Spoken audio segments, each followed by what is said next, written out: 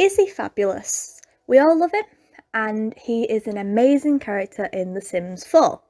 Now, we all think that we know him, but apparently we don't know too much about his backstory.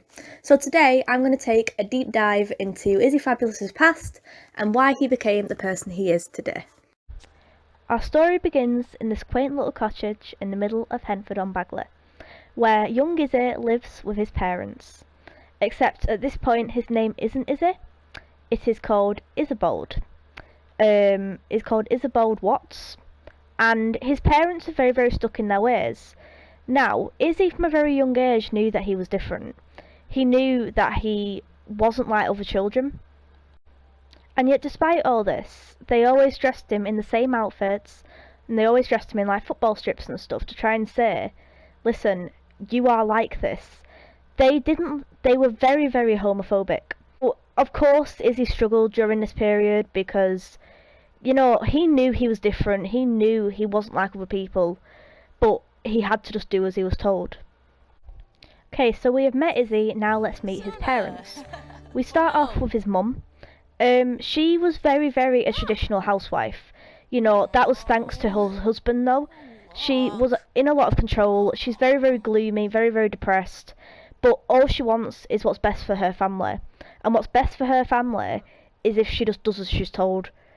I'm not saying that's how it should be, but that's how her husband made it for her.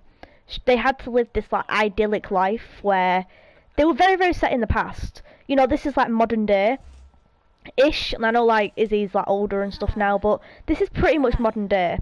But they still had to live this very traditional life where the wife just does all the cooking and stuff, where the husband just sits around and lazes around. They were not nice people at all.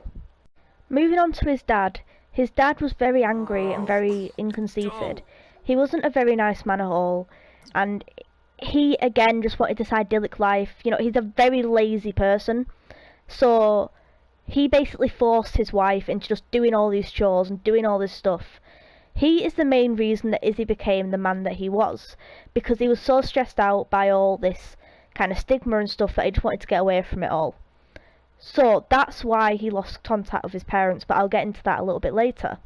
So now we've done a brief introduction of everyone, I will move on to the full story. Even from such a young age, Izzy always knew that he was different. He always knew that he wasn't like the other children at nursery and stuff, but he could never actually put a finger on it why. It always just confused him to why he was so threatened by his parents, and he just kind of put it down to just him being young and stuff, especially as he got older. But then when he reached about young adult phase, he realised who he was and what the issue was. This whole situation only worsened as he got older and as he got into a kind of child phase, where he started to realise even more that he didn't want to dress in like sneakers and like football shirts and stuff. He didn't want to be that kind of person. He was obsessed with bright, beautiful colours and all these fantastic patterns and stuff. And that's all he wanted to do, was just dress differently, just defy the laws of everything. But the only thing that held him back was his parents.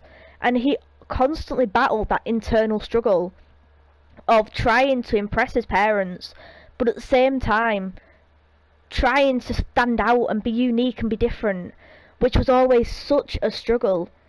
But he still found ways to get his kind of thing across, even though his parents suppressed him so much, which is honestly really, really remarkable.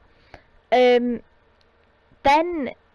it kind of went off the rails a bit. His parents, he started to notice that things were going missing from his closet and stuff.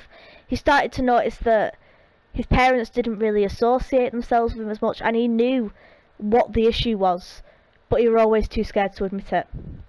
Time went by as it always does, and eventually Izzy hit his teenage years. Now, his teenage years were a bit strange for him. The first tragic thing that happened was his mum sadly passed away. But around the same time as this, it must have been like the shock of everything. It hit into realisation that he was gay, that he had been homosexual all of his life, and that now, eventually, he was able to just get that out of his system and say, listen, I'm not standing for this anymore. However, he did still have the obstacle of his father. Now, when he was around his dad, he did try and act like a normal boy.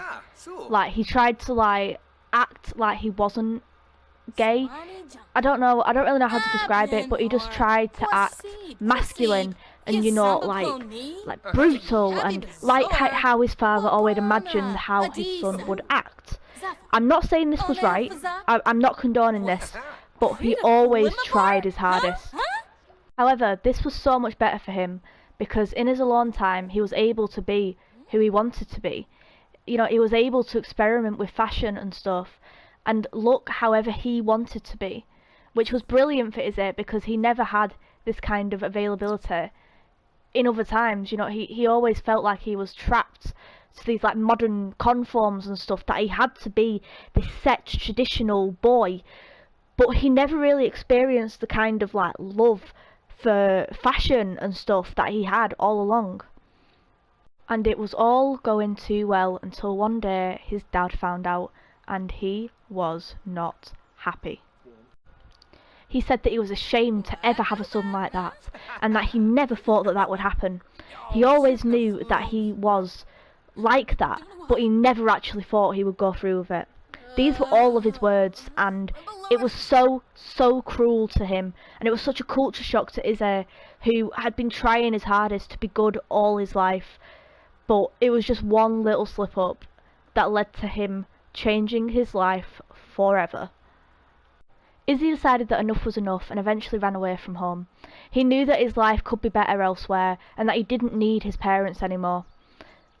Now that Izzy was free from the confounds of his family, he decided to move into a nice little neighbourhood called Sidmobile. Notice what I did there. And he became a fashion designer, because he had that passion for fashion, literally. I'm not just being corny because brats and stuff, you know what I mean. But he gained all this confidence all of a sudden, because he knew that he'd never had to go back to that house, and he just pursued his passion, which was just being a fashion designer. And he eventually made enough money to get a nice little home in the middle of the suburbs, and that's when he moved to Del Sol Valley to pursue his other dream of acting, which is so admirable. I mean, you cannot tell me otherwise.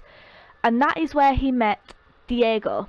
Now, this is just a conspiracy theory, like, just away from the story for a minute. This was a conspiracy theory that I saw, that like him and Diego were dating, and I kind of like that, so that's what we're running with now, because I think that's really cool. These two starstruck lovers began getting very friendly with each other, and eventually they decided it was time to move in together. They had such a strong relationship, and by this point Izzy was very fabulous indeed, and he was very famous as well. His fashion and his like works of art, almost, that's what all of his clothes were absolute works of art.